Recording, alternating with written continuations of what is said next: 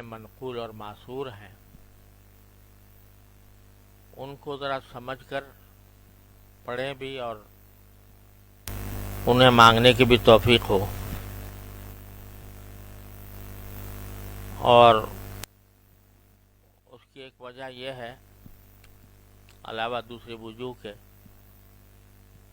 کہ رسول کریم سرورت عالم صلی اللہ علیہ وسلم نے جو باتیں اللہ تبارک و تعالیٰ سے مانگی کہ ہمیں یہ عطا فرما دیجیے، تو ایک طرف تو وہ دعا ہے اللہ تعالیٰ سے مانگی جا رہی ہے، اور دوسری طرف جو چیز مانگی جا رہی ہے ہمارے دلوں میں اور ذہنوں میں اس کی اہمیت بٹھانا بھی مقصود ہے کہ میں جو چیز مانگ رہا ہوں وہ اس لیے مانگ رہا ہوں کہ وہ ایک مسلمان کو حاصل ہونی چاہیے. گویا اس میں دعا بھی ہے اور ایک سبق بھی ہے کہ ایک مومن کی کیا کیفیت ہونی چاہیے اور کون سی چیزیں ایسی ہیں جو ایک مومن کو حاصل کرنے کی فکر چاہیے. تو وہ دعا بھی ہے اور اس بات کی تعلیم بھی ہے کہ یہ چیز حاصل کرنے کی کوشش کرو، اللہ سے مانگو بھی اور اس کو حاصل کرنے کی کوشش کرو. تو اسی میں سے ایک دعا ہے جو اتوار کی جو مناجات مقبول کی منزل ہے اس میں آئی ہے، اور اس میں بہت ساری چیزیں نبی کریم سرورت عالم صلی اللہ علیہ وسلم نے اس دعا کے اندر مانگی ہے.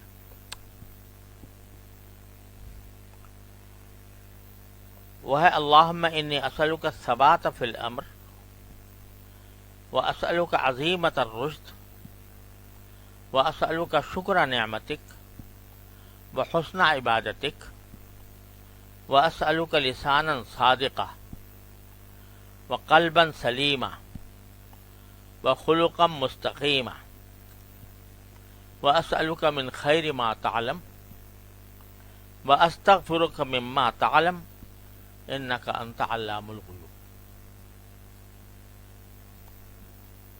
یہ بہت ساری دعاؤں کا مجموعہ ہے جو آپ نے اس روایت میں مانگا ہے، اس دعا میں اللہ تعالیٰ سے مانگی ہے.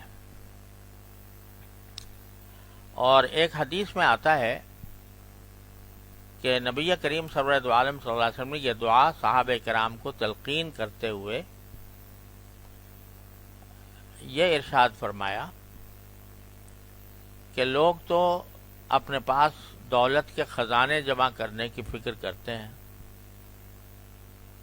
کہ ہمارے پاس دولت زیادہ سے زیادہ آ جائے اور ہمارے پاس خزانے جمع ہو جائیں. تو جب لوگ دولت کے خزانے جمع کرنے کی کوشش اور فکر کر رہے ہوں تو تمہیں میں وہ خزانے بتاتا ہوں جو تمہیں جمع کرنے کی فکر کرنی چاہیے. گویا اس دعا میں جو جو چیزیں مانگی گئی ہیں ان کو ایک مستقل خزانہ قرار دیا نبی کریم سرورت عالم صلی اللہ علیہ وسلم کہ ایک مومن کے لیے حقیقی خزانے یہ ہیں، یہ جنت کے خزانے ہیں. تو اس میں یہ ایک تو یہ سب سے پہلے تو یہ فرمایا، یہ دعا کی کہ اللہم انی اسألک الثبات فی الامر، اے اللہ میں آپ سے امر یعنی ہر کام میں استقامت مانگتا ہوں، ثابت قدمی مانگتا ہوں. لفظ جو استعمال کیا ہے وہ ہے امر، الامر. عام طور سے قرآن و حدیث کی اصطلاح میں یہ لفظ دین کے لیے استعمال ہوا ہے بکثرت. دین کے لیے بھی ہوا ہے، خلافت اور امارت کے لیے بھی ہوا ہے،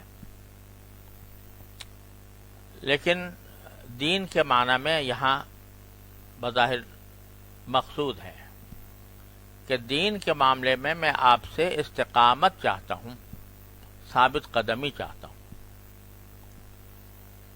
لیکن اگر لفظ کے عموم پر غور کیا جائے تو یہ ترجمہ بھی اس کا کر سکتے ہیں کہ اللہ میں ہر کام ثابت قدمی اور استقامت مانگتا ہوں. تو پہلی چیز جو ہے وہ ہے دین میں استقامت. اب دین کے استقامت یعنی اس میں ثابت قدم رہنا، اس کے کئی شعبے ہیں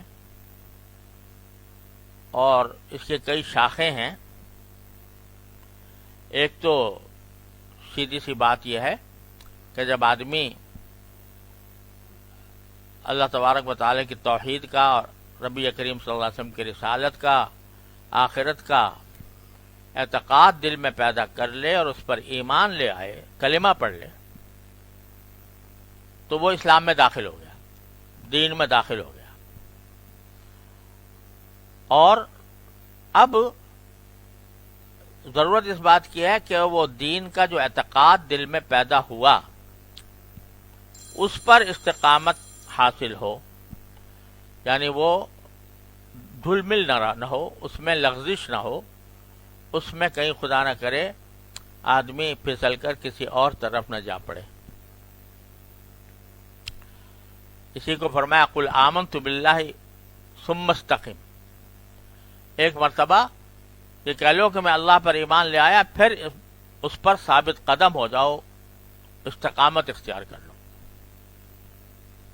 کیونکہ دین پر میں جب اعتقاد انسان ایک مرتبہ پیدا کر لیتا ہے، اسلام کے دائرے میں داخل ہو جاتا ہے، تو مسلمان تو ہو گیا الحمدللہ.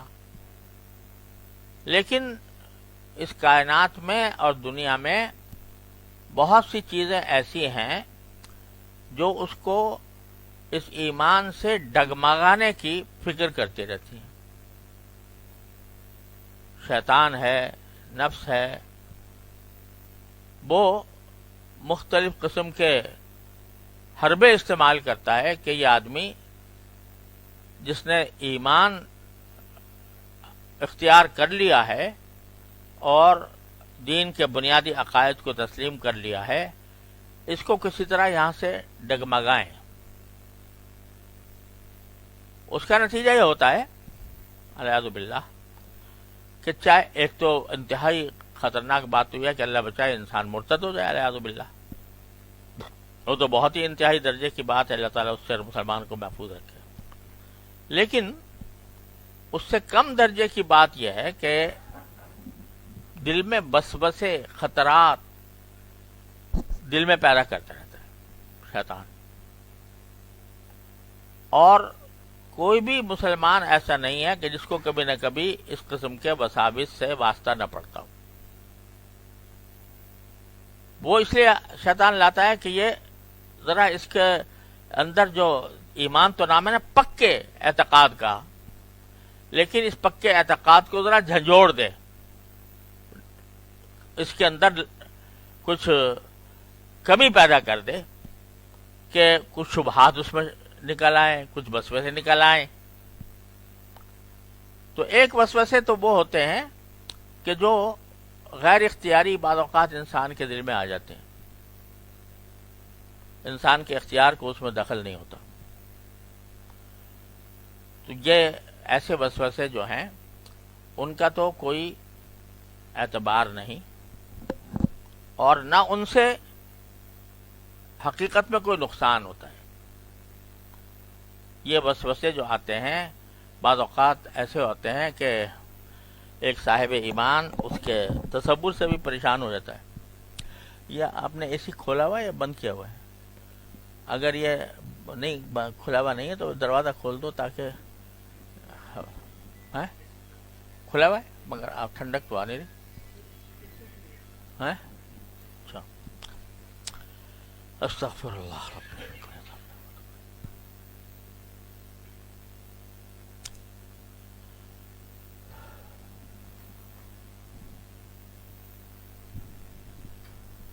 پنکھا بھی چلا دو پھر.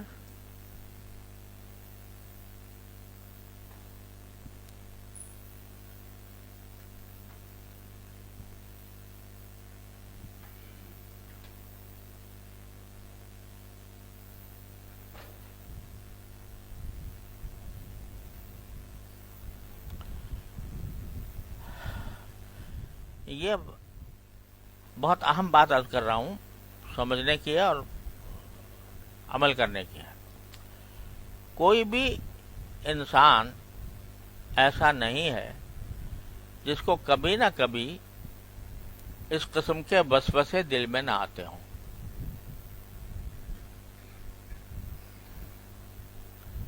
اور تو اور خود نبی کریم سرور دو عالم صلی اللہ علیہ وسلم ارشاد فرماتے ہیں کہ کبھی کبھی انہ یغان علی قلبی، میرے دل پر بھی کچھ کبھی کبھی بادل سا آ جاتا ہے، بادل سا آ جاتا ہے۔ کیا مانا کہ کوئی، اللہ ہی جانے، اس کے لفظ میں تشریح کرنا بھی سے بھی ڈر لگتا ہے کہ کوئی وسوسہ ہو یا کوئی چیز ہو جس کو آپ نے اس بات سے تعبیر کیا کہ میرے دل پر بادل سا آ جاتا ہے، تو وہ غیر اختیاری ہوتا ہے۔ اس کو اگر آدمی اس کو اہمیت دے اور اہمیت دے کر اس سے پریشان ہو جائے اور پریشان ہو کر یہ سب پریشان ہونے لگے تو وسوسے اور آتے ہیں۔ یہ چیزیں پھر انسان کو بعض اوقات مایوسی تک لے جاتی ہیں، اور مایوسی جو ہے اللہ بچائے وہ جا کر کفر تک پہنچا دیتی ہے۔ تو یہ وسوسے جو غیر اختیاری طور پر آئے، انسان کے اپنے اختیار کو دخل نہیں، اپنے سوچ کو دخل نہیں ہے، اختیاری سوچ کو خود بخود آ رہے ہیں، تو ان کا طریقہ اور ان کے شر سے بچنے کا واحد راستہ یہ ہے کہ ان کو اہمیت نہ دی جائے، اس کی وجہ سے پریشان نہ ہو انسان۔ یوں سمجھے کہ جیسے ہم کسی جگہ جا رہے ہیں، راستے میں کتے بھونک رہے ہیں، وہ آوازیں آ رہی ہیں ان کی، وہ بھونکتے رہیں گے لیکن ہم اپنا راستہ قطع کرتے رہیں گے۔ اور بعض اوقات صحابہ کرام رضی اللہ تعالیٰ مجمعین ان کو بھی آتے تھے۔ ایک صحابی نے ایک مرتبہ رسول کریم صلی اللہ علیہ وسلم سے عرض کیا کہ یا رسول اللہ، بعض اوقات میرے دل میں ایسے خیال آتے ہیں کہ میں جل کر کوئلہ ہو جاؤں، یہ مجھے بہتر لگتا ہے بنسبت اس کے کہ وہ وسوسوں کی بات زبان پر لاؤں۔ کوئلہ بن جانا مجھے زیادہ پسند ہے بنسبت اس کے کہ وہ زبان پر میں لاؤں۔ تو پریشان تھے اس بات سے کہ وسوسے آ رہے ہیں۔ تو نبی کریم صلی اللہ علیہ وسلم نے جواب میں فرمایا کہ ذاک صریح الایمان، یہ وسوسے تو عین ایمان کی علامت ہے، یہ سے گھبرانے کی بات نہیں ہے، یہ عین ایمان کی علامت ہے کہ یہ وسوسے آ رہے ہیں۔ اور اس کی تشریح ہمارے حضرات نے یہ فرمائی، غالباً حضرت حاجی امداد اللہ صاحب معذور مکی رحمۃ اللہ علیہ نے، کہ چور ڈاکو وہیں جاتا ہے جہاں کوئی مال ہوتا ہے، جہاں کوئی مال ہی نہیں، گھر خالی پڑا ہے، وہاں چور ڈاکو کیا کرے گا جا کے؟ وہ اسی جگہ جاتا ہے جہاں پر کوئی مال ہوتا ہے۔ یعنی ایمان ہے، یہ ایمان کی علامت ہے کہ ایمان ہے، لہذا چور آ رہا ہے۔ وہ شیطان وسوسے کے طور پر چوری کرنا چاہتا ہے، تو اس کا علاج کیا ہے کہ اس کو توجہ ہی نہ دو۔ اور قرآن کریم نے فرمایا کہ انما النجوى من الشیطان لیحزن الذین آمنوا ولیس بضارهم شیئا، کہ یہ جو وسوسے آ رہے ہیں، یہ جو ہے در حقیقت شیطان کی سرگوشیاں ہیں۔ شیطان آ کر سرگوشی کرتا ہے، یعنی چپکے دل میں بات ڈالتا ہے۔ اور یہ کیوں ہوتا ہے؟ لیحزن الذین آمنوا، تاکہ ایمان والوں کو غمزدہ کرے، ان کے دل میں افسوس ہو کہ ہائے میں کیا بات سوچنے لگا۔ تو وہ اس لیے آتا ہے تاکہ لیحزن الذین آمنوا، لیکن ساتھ میں بالکل اطمینان دلا دیا اللہ تعالیٰ نے، لیس بضارہم شیئا، وہ مومنوں کو ذرہ برابر نقصان نہیں پہنچائیں گے۔ اگر آدمی اس کو یہ سمجھے کہ یہ ایک کتا بھونک رہا ہے، بھونک رہے تو اس کو میں اس سے کوئی نہ اثر لوں گا، نہ پریشان ہوں گا، نہ غمزدہ ہوں گا. اللہ تعالیٰ نے مجھ سے کہہ دیا ہے کہ یہ کوئی نقصان دہ چیز نہیں ہے، بس اس کو نظر انداز کرو اور کام میں لگو، یہی اس کا راستہ ہے. تو دین میں ثبات اور استقامت ان غیر اختیاری وسوسوں اور غیر اختیاری خیالات کا دفعیہ وہ یہ سوچ کر کرنا چاہیے کہ یہ تو الحمدللہ میرے ایمان کی علامت ہے اور مجھے اس سے کوئی پریشان ہونے کی ضرورت نہیں. نظر انداز کرے اس کو، جتنا اہمیت دے گا اور اس سے پریشانی کا اظہار کرے گا تو اتنا ہی وہ پھر اور زیادہ پسند آئے گا. تو اس کا علاج ثبات وہاں پر کیا ہے؟ ان غیر اختیاری وسوسوں کے اندر ثبات فی الامر کیا ہے، یعنی استقامت کیا ہے کہ اس کو نظر انداز کریں، اس سے کوئی غمزدہ بھی نہ ہو، اس کی کوئی فکر بھی نہ کرے، اس سے تشویش میں مبتلا بھی نہ ہو. بس وہ آیا خیال کا ایک کتا تھا، بھونک کے چلا گیا، اور زیادہ سے زیادہ یہ کہتے کہ حسبنا اللہ و نعم الوکیل، تو اللہ تعالیٰ کے اوپر چھوڑ دے تو وہ ثبات حاصل ہو جائے گا انشاءاللہ. وہ جو مقصود ہے، جو مانگا جا رہا ہے. یہ ہے غیر اختیاری وسوسوں کے بارے میں. لوگ بہت بکثرت پریشان رہتے ہیں، اور خود مجھ سے پتہ نہیں کتنے لوگ زبانی تحریری سوال کرتے ہیں کہ بھئی ہمیں تو ایسے ایسے وسوسے آتے ہیں. اب جو آدمی یہ کہہ رہا ہے کہ مجھے ایسا وسوسہ آتا ہے کہ مجھے جل کر کوئلہ ہونا زیادہ پسند ہے بنسبت اس کے کہ اس کو میں زبان سے نکالوں،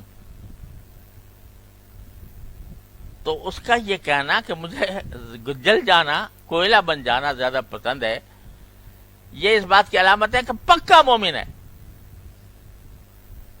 اگر پکا مومن نہ ہوتا تو اس کو زبان سے نکالنے میں اس کو اتنی قباحت محسوس نہ ہوتی جیسے کہ وہ آگ میں ڈالا جا رہا ہے اس کو. لہذا اس سے کبھی پریشان نہیں ہونا چاہیے. وہ آئیں گے، شیطان علامہ نے پیدا کیا ہے تو وہ اپنی حرکتیں کرتا رہے گا، غیر اختیاری طور پر خیالات لائے گا، تو لانے دو اس کو. لیکن ہم نے تو الحمدللہ ہمیں جو بات ہم نے سوچ الحمدللہ پورے اعتقاد کے ساتھ حاصل کی ہے، اس کے اندر وہ کوئی دراڑ پیدا نہیں کر سکتا ان وسوسوں کے ذریعے. تو یہاں غیر اختیاری وسوسوں اور غیر اختیاری خیالات کا علاج اور اس کے اندر ثبات، اس میں استقامت، یہ ہے کہ اس کو نظر انداز کیا جائے، اس کو اہمیت نہ دی جائے، اس کی وجہ سے پریشان نہ ہو، اس کی وجہ سے غمگین نہ ہو. یہ سمجھے، تو میرے مومن ہونے کی علامت. ایک جو خطرناک چیز ہے جو استقامت کے راستے میں رکاوٹ بنتی ہے، وہ یہ ہے کہ دنیا میں بہت ایسے لوگ ہیں کہ جو اپنی عقل کی بنیاد پر، اپنی سوچ کی بنیاد پر گمراہی کی دعوت دیتے ہیں. یعنی ایسی باتیں، ایسے افکار، ایسے فلسفے، ایسے نظریات لے کر آتے ہیں کہ جو دیکھنے میں خوشنما معلوم ہوتے ہیں. اور ایک آدمی جو اللہ بچائے کتنا پکا مومن ہو، لیکن اگر کسی غلط صحبت میں بیٹھنے کے نتیجے میں کوئی الٹی سیدھی بات دماغ میں یا کان میں پڑ گئی تو بعض اوقات وہ دل میں بیٹھ جاتی ہے. اس کے نتیجے میں واقعتاً، محض وسوسہ نہیں، واقعتاً شکوک پیدا ہو جاتے ہیں، صحیح راستے سے ہٹنے کے خیالات آنے لگتے ہیں. یہ کس چیز سے ہوتے ہیں؟ یہ غلط صحبت سے اور ایسے لوگوں کی صحبت سے کہ جو سلف صالحین کا جو طریقہ، جمہور امت کا جو طریقہ چلا آ رہا ہے، اس جمہور امت کے طریقے سے ہٹ کر کہتے ہیں بھئی دعویٰ یہ ہوتا ہے، اندرونی طور پر یہ دعویٰ پنہا ہوتا ہے کہ 1400 سال میں اسلام کو کوئی اور صحیح سمجھ نہیں سکا۔ ہم آج عقل کی بنیاد پر، عقلی نظریات کی بنیاد پر، صحیح فلسفے کی بنیاد پر ہم جو ہیں وہ آئے ہیں اور آ کر ایک نیا نظریہ لے کر آئے ہیں، اور وہ نظریہ اگر آدمی پہلے سے اس کے اندر پختگی نہ ہو تو وہ نظریہ بعض اوقات دل لبھا لیتا ہے، اور اس طرح انسان جو ہے وہ راستے سے بھٹک جاتا ہے۔ اللہ بچائے۔ اور اسی کو قرآن اور نبی کریم صلی اللہ علیہ وسلم نے ارشاد فرمایا کہ دعاتن الی ابواب جہنم، ایسے داعی پیدا ہوں گے، ایسے دعوت دینے والے پیدا ہوں گے جو در حقیقت جہنم کے دروازوں کی طرف انسانوں کو دعوت دے رہے ہوں، اپنے غلط افکار کی وجہ سے، اپنے گمراہانہ خیالات کی وجہ سے۔ تو وہ کیا ہوتا ہے کہ وہ دیکھنے کے اندر بڑے دلکش نظر آتے ہیں۔ بھائی فلاں صاحب ہیں، وہ تو دین کی ایسی تشریح کرتے ہیں کہ جو بڑی لاجیکل ہوتی ہے، اور ان کے بیان میں بڑا زور ہے، اور ان کے دلائل میں بڑا وزن ہے، اور بات سمجھ میں آتی ہے ان کی۔ تو اس کے نتیجے میں ایک گروہ جو ہے وہ اس طرف چل پڑتا ہے۔ تو اس کے نتیجے میں جو ثبات فی الامر ہے، یعنی دین کے اوپر جو استقامت کا ایک جو مطلوب تھی، اللہ بچائے وہ اس سے ڈگمگا جاتا ہے۔ اور یہ ہمارے دور کا ایک بہت بڑا، ہر دور میں رہا لیکن ہمارے دور کے اندر تو وہ بہت زیادہ پھیل گیا۔ طرح طرح کے اسلام کے تشریح کرنے والے، طرح طرح کے دعوتیں دینے والے، نئے نئے افکار لانے والے، اور قرآن و سنت کی ایسی تشریح کرنے والے جو جمہور امت کے راستے سے ہٹی ہوئی ہے۔ تو یہ یہ خطرناک چیز ہے۔ وسوسے خطرناک نہیں، جو غیر اختیاری طور پر آئیں وہ خطرناک نہیں، لیکن یہ جو ہے، یہ چونکہ بظاہر عقل کے لبادے میں آتے ہیں اور فکر اور منطق کے لبادے میں آتے ہیں، تو اس واسطے لوگ ان کی طرف چل پڑتے ہیں، ان کی بات تو سمجھ میں آتی ہے بھائی۔ تو اب وہ ایسے لوگوں کے پیچھے چل پڑتے ہیں۔ تو یہ اس کے لیے مانگ رہے نبی کریم صلی اللہ علیہ وسلم، اللہم انی اسألک الثبات فی الامر، میں ایسی مجھے ثابت قدمی آپ عطا فرما دیجئے دین کے معاملے میں کہ کوئی مجھے ہلا نہ سکے، کوئی مجھے ڈگمگا نہ سکے۔ یہ اللہ تعالی سے مانگنے ہی سے حاصل ہوتی ہے، اور ظاہری اسباب میں اس کا جو راستہ ہے وہ ہے نیک صحبت، صحیح صحبت، یعنی صحبت ایسے افراد کی کہ جو جمہور امت کے راستے پر ہوں، جمہور امت سے ہٹ کر انہیں کوئی الگ راستہ اختیار نہ کیا۔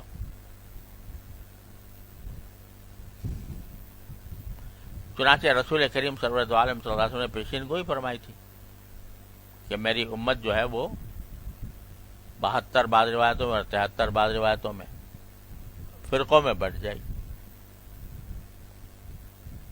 اور ہر ایک یعنی 73 فرقوں میں کیا مانا کہ 73 قسم کے افکار، 73 قسم کے نظریات، 73 قسم کے مسالک پیدا ہو جائیں گے، اور ہر ایک اپنے بارے میں یہ دعویٰ کرے گا کہ میں صحیح ہوں اور باقی غلط ہیں۔ تو صحابہ کرام رضی اللہ تعالیٰ نے پوچھا کہ یا رسول اللہ، پھر ان میں یہی فرمایا آپ نے کہ وہ سب جو ہیں وہ جہنم کے راستے والے ہوں گے سوائے ایک کے، سوائے ایک طائفے کے، ایک فرقے کے۔ پوچھا کون ہوگا وہ؟ تو اس کی تشریح آپ نے فرمائی ما انا علیہ و اصحابی، وہ راستہ جس پر میں ہوں اور میرے صحابہ ہیں۔ یہ معیار بتا دیا رسول کریم صلی اللہ علیہ وسلم، وہ راستہ جو میرا ہے اور میرے صحابہ کا ہے۔ تو 73 میں سے وہ 72 میں سے 71 ہوں یا 73 میں سے 72 ہوں، وہ ایسے راستے ہوں گے جو میرے اور میرے اصحاب صحابہ کرام کے راستے سے ہٹے ہوئے ہوں گے۔ تو معیار تمہارے پاس یہ ہے، صحیح اور غلط کا معیار، وہ کیا ہے؟ میں اور میرے صحابہ، ما انا علیہ و اصحابی۔ تو جو کوئی آئے آپ کے پاس، کوئی نظریہ آئے، کوئی فکر آئے، کوئی نئی سوچ آئے، تو اس کو اس معیار پر پرکھ لو کہ آیا وہ میری سنت اور میرے صحابہ کرام کا طریقہ اس کے ساتھ میل کھا رہی ہے یا نہیں کھا رہی۔ اگر میل کھا رہی ہے تو وہ ٹھیک ہے، اور اگر اس سے میل نہیں کھا رہی، آدمی یہ دعویٰ کر رہا ہے کہ جی میں زیادہ سمجھتا ہوں اسلام کو، صحابہ کرام کوئی معصوم نہیں تھے، یہ ایک بڑا دعویٰ ہوتا ہے نا کہ واقعی صحیح بات ہے کہ معصوم نہیں تھے۔ معصوم تو انبیاء کرام ہوتے ہیں علیہ الصلوۃ والسلام، صحابہ معصوم تو نہیں ہے۔ لیکن رسول کریم صلی اللہ علیہ وسلم فرما رہے ہیں کہ چاہے ایک ایک فرد ان کا معصوم نہ ہو، ہر فرد چاہے معصوم نہ ہو، لیکن ان کا مجموعہ، میرے صحابہ کا مجموعہ یہ معصوم ہے۔ اس واسطے کہ میں نے یہ معیار بتا دیا کہ حق اور باطل کا معیار میں اور میرے صحابہ ہیں۔ تو اگر کوئی راستہ ایسا نکل رہا ہے کہ جو میری سنت کے یا میرے صحابہ کے طریقے سے ہٹا ہوا ہے، وہ کسی صحابی کے راستے پر نہیں ہے، اپنی طرف سے ایک بات نکالی گئی ہے، تو وہ ان 72 فرقوں میں داخل ہے جو کہ جن کو فرمایا کہ وہ جہنم کی طرف لے جانے والے ہیں۔ تو چونکہ ہر دور میں ایسے لوگ پیدا ہوتے رہے، کوئی دور ایسے لوگوں سے خالی نہیں رہا۔ آپ نے پیچھے گوئی فرمائی تھی، ہر دور میں ہوئے، اس میں جہمیہ اس میں ہوئے، معتزلہ اس میں ہوئے، کرامیہ اس میں ہوئے، جبریہ اس میں ہوئے، قدریہ اس میں ہوئے، خدا جانے کتنے فرقے پیدا ہوئے، لیکن مان علیہ وصحابی سے ہٹے ہوئے تھے۔ تو کیا ہوا کہ اپنے زمانے میں ان کا طوطی بولا، ذہنوں پر ان کے افکار مسلط ہوئے، لوگ ان کے پیچھے چلے، ان کے افکار کا ڈنکا بجا، ان کو بعض مرتبہ حکومت بھی حاصل ہو گئی، اور مان علیہ وصحابی والے جو ہیں وہ پیچھے، یعنی وہ اقلیت میں رہ گئے اور ان کے اوپر ظلم بھی توڑے گئے۔ لیکن آخر کار کیا ہوا کہ وہ تاریخ کے اوراق کی زینت بن کر رہ گئے۔ اب تاریخ میں پڑھ لو ان کو، وہی نظریہ جو بڑے تمطراق سے وجود میں آیا تھا، جس کے پیچھے لوگ بھاگ رہے تھے، آج وہ تاریخ میں بس پڑھ لو کہ بھئی ایسے لوگ تھے، انہوں نے یہ نظریہ پیش کیا تھا، قصہ ختم ہو گیا، آج کوئی ان کا نام لینے والا بھی نہیں۔ تو یہ جتنے بھی ہیں نظریات ہوتے ہیں، ان کا یہ حال ہوتا ہے کہ ایک زمانے تک ان کی چمک دمک لوگوں کو متاثر کرتی ہے، اور اس کی وجہ سے لوگ ان کے پیچھے دوڑتے ہیں، اور جو مان علیہ وصحابی والے ہیں ان کو کہا جاتا ہے یہ پرانے لوگ ہیں، یہ دقیانوسی ہیں، یہ رجعت پسند ہیں، یہ تنگ نظر ہیں، اور کچھ عرصے تک وہ ان کا ڈنکا بجا رہتا ہے۔ آخر ایک وقت آتا ہے کہ ان کے افکار کو جاننے والا بھی کوئی نہیں ہوتا، رہتا وہی ہے جو مان علیہ وصحابہ پر ہے۔ اور انشاءاللہ جیسا کہ رسول اللہ صلی اللہ علیہ وسلم نے ارشاد فرمایا کہ قیامت تک ایسا ایک طائفہ برقرار رہے گا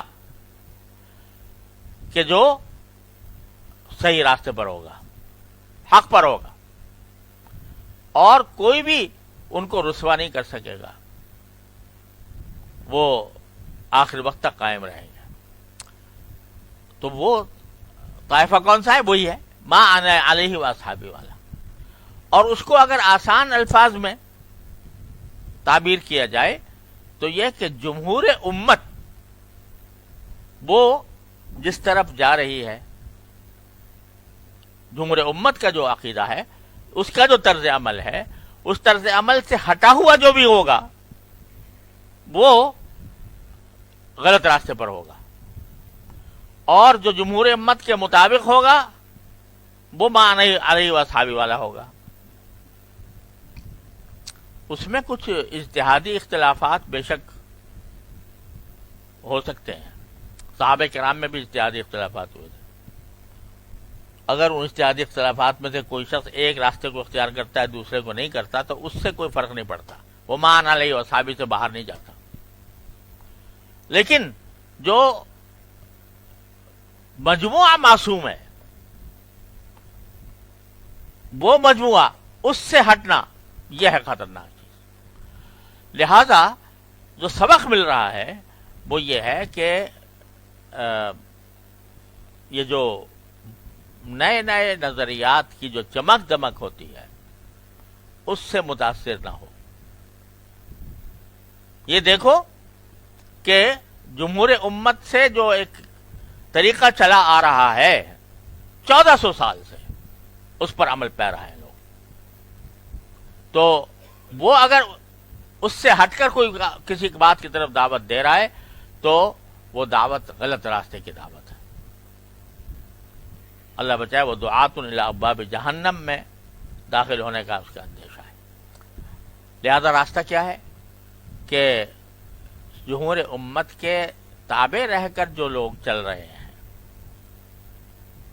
چاہے ان میں وہ ظاہری چمک دمک ویسی نہ ہو، وہ سادہ لوگ ہوں، لیکن انہی کا دامن پکڑے رہو، انہی کی صحبت اختیار کرو، انہی کی باتیں سنو، انہی کے صحبت میں رہو، تو اللہ تبارک و تعالیٰ تمہیں اس گمراہیوں کے راستے سے محفوظ رکھے گا۔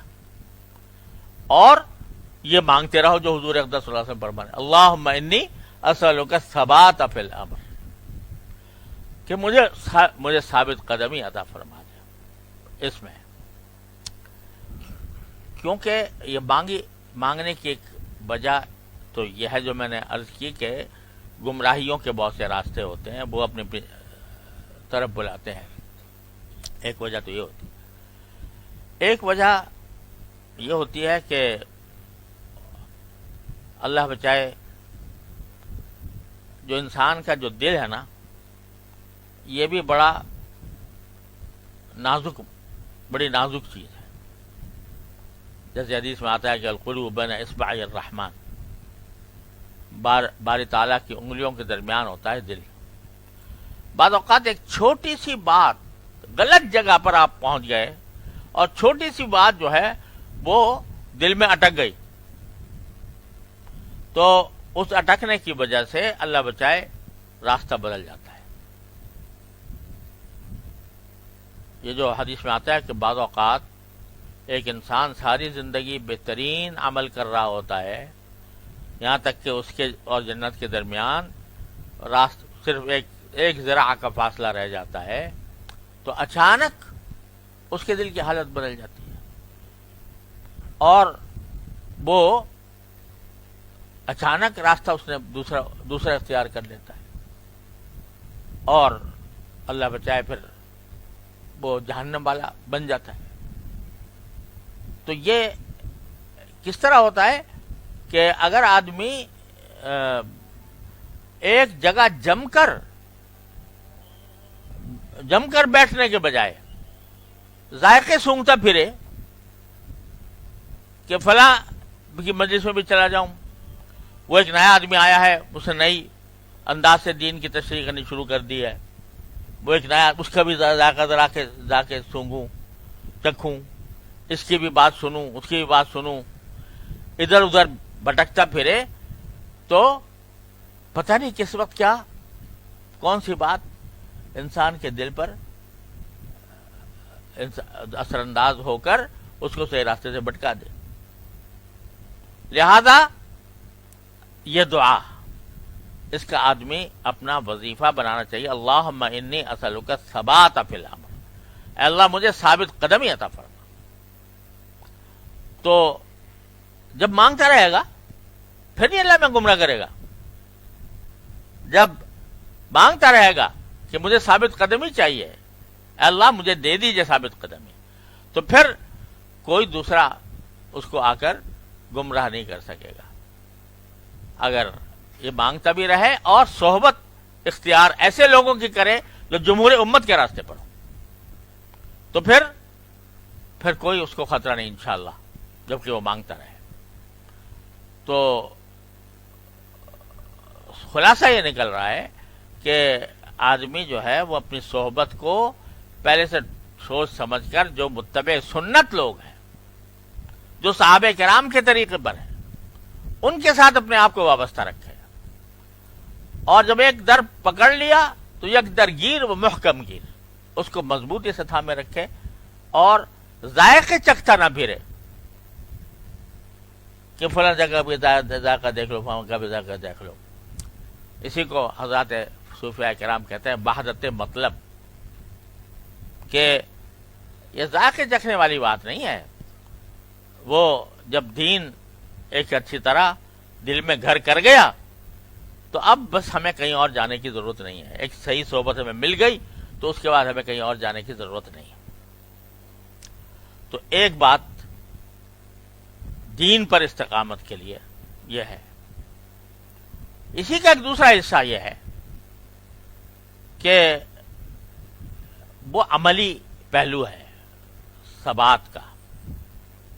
عملی پہلو یہ ہے کہ انسان جو ہے نا وہ بعض اوقات عملی طور پر اس کے اوپر حالات مختلف گزرتے رہتے ہیں۔ کوئی انسان ایسا نہیں ہے جس کو ضروریات لائق نہ ہوں، جس کے خواہشات نہ ہوں، جس کا گھر بار نہ ہو، جس کی اعلی اولاد نہ ہو، جس کے رشتہ دار نہ ہوں، جس کے دوست احباب نہ ہوں۔ تو اگر کسی نے ایک معمول اپنے دین کے مطابق، اتباع سنت کے مطابق مقرر کر لیا، اس معمول سے ہٹانے کے لیے بہت سے دوائی آتے ہیں۔ نماز باجماعت ہے مثلا، تو نماز باجماعت کا میں نے اپنی طرف سے اہتمام کرنے کی کوشش کی ہے، لیکن ایسے دوائی آ جاتے ہیں کہ جس کی وجہ سے میں کسی وقت ڈگمگا جاتا ہوں، اور مجلس جمی ہوئی ہے، دوست احباب بیٹھے ہوئے ہیں، مزہ آ رہا ہے، گپ شپ ہو رہی ہے، اب اس وقت میں اٹھ کے جانا جو ہے وہ دل پر گراں گزرتا ہے، چلو گھر میں کر لیں گے یا نماز گھر میں پڑھ لیں گے۔ تو یہ کیا بات ہے؟ یہ استقامت کے خلاف ہے، بغیر شرعی عذر کے ایسا کر لینا۔ اور بھی جس طرح عبادات ہیں، اگر کسی شخص نے کوئی معمول مقرر کیے ہوئے ہیں ذکر کے، تسبیحات کے، دعاؤں کے، اس میں شواغل آتے ہیں، تو اگر آدمی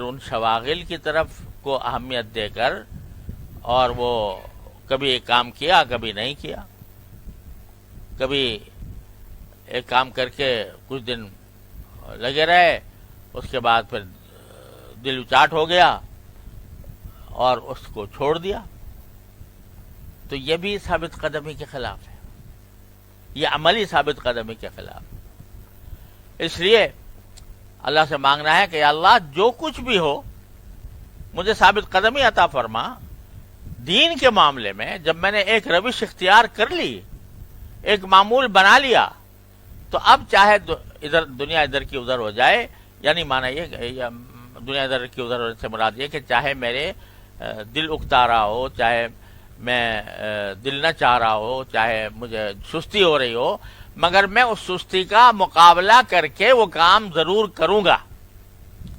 یہ استقامت. اسی لیے رسول کریم صلی اللہ علیہ وسلم نے ارشاد فرمایا خیر العمل ما دیم علیہ وان قل. سب سے بہترین عمل وہ ہے جو پابندی سے کیا جائے، چاہے تھوڑا ہی ہو. لمبے چوڑے معمول چاہے نہ بناؤ، نوافل سے متعلق لمبے چوڑے معمول نہ بناؤ، لیکن جو بناؤ اس پر استقامت اختیار کرو. اس طرح کی استقامت کے میں طبیعت میں چاہے سستی ہو، کاہلی ہو، اکتاہٹ ہو، لیکن میں کسی قیمت پہ اس کو چھوڑوں گا نہیں، بغیر عذر شرعی کے. جو آزار شرعی ہوتے ہیں وہ بیماری ہے، آزاری ہے، اس کی وجہ سے چھوٹ گیا تو چھوٹ گیا. لیکن سستی کی وجہ سے، کاہلی کی وجہ سے، دل نہ چاہنے کی وجہ سے کسی نیک کام کو چھوڑنا، یہ استقامت کے خلاف ہے.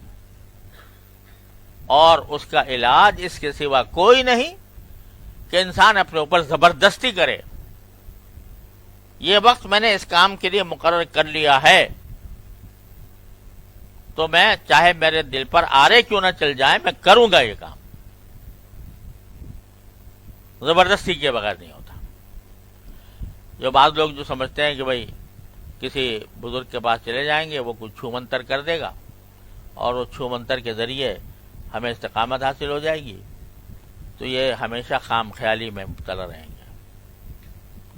کوئی اگر چھو منتر سے دنیا بدلتی اور اصلاح ہوتی تو نبی کریم صلی اللہ علیہ وسلم سے بڑھ کر کون چھو منتر کرنے والا. لیکن آپ نے عمل کرنا سکھایا. کوئی صحابی عمل کے بغیر نہیں پہنچ گیا اپنے مقام تک. اور عمل اسی وقت ہوتا ہے جب کہ انسان اپنے اوپر زبردستی کرے، کاہلی سستی کو خاطر میں نہ لائے، تو وہ کرتا رہے گا تو استقامت حاصل ہوگی. یہ ساری باتیں ہیں جو مانگ رہے ہیں نبی کریم صلی اللہ علیہ وسلم. اللہم انی اسألک الثبات فی الامر. اے اللہ مجھے اس دین کے معاملے میں ثبات عطا فرما، ثابت قدمی عطا فرما، استقلال عطا فرما، استقامت عطا فرما. اور جیسا میں نے عرض کیا کہ لفظ تو اگرچہ ظاہر اس کا دین کی طرف جا رہا ہے، لیکن لفظ چونکہ عام استعمال کیا تو اس میں لگتا یہ ہے کہ اس میں یہ بات بھی داخل ہے کہ دنیا کے ہر کام میں استقامت مطلوب ہے. دنیا کے ہر کام میں مطلوب ہے. جو آدمی ڈلمل ہوتا ہے، کبھی ایک کام کر لیا، کبھی دوسرا کر لیا، کبھی تیسرا کر لیا، کبھی ہاں لگ گیا، کبھی وہاں لگ گیا، تو وہ دنیا کے اندر بھی کامیاب نہیں ہوتا. دنیا کے کاموں میں بھی استقامت مطلوب. جو کام اختیار کیا اس کو جم کر کرے اور اپنے آپ پر زبردستی کر کے کرے. کبھی یہاں چلے گئے، کبھی وہاں چلے گئے، یہ دنیا کے اندر بھی ایسا شخص کامیاب نہیں ہوتا. تو بھائی اسے ابھی آج اتنی دعا کافی ہے. اللہ تعالی ہمیں عطا فرما دے. اللہم انی اسألک الثبات فی الامر. یہ ہے جس کو خزانہ فرما رہے ہیں سرکار دو عالم صلی اللہ علیہ وسلم کہ دنیا جب مال و دولت کے خزانے اکٹھے کر رہی ہو تو تم یہ خزانے اختیار کرو کہ ثبات مانگو، اللہ سے استقامت مانگو. اللہ تعالی ہم سب کو عطا فرما دے اپنے رحمت سے. وصلی اللہ تعالی علی خیر خلق.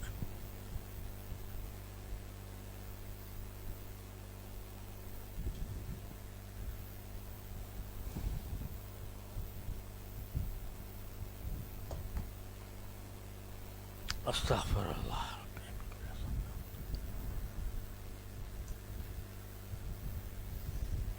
اچھا بھائی ابھی آدھا گھنٹہ ہے نماز میں، تو اگر آپ اجازت دیں تو میں اپنا کچھ کام کر لوں.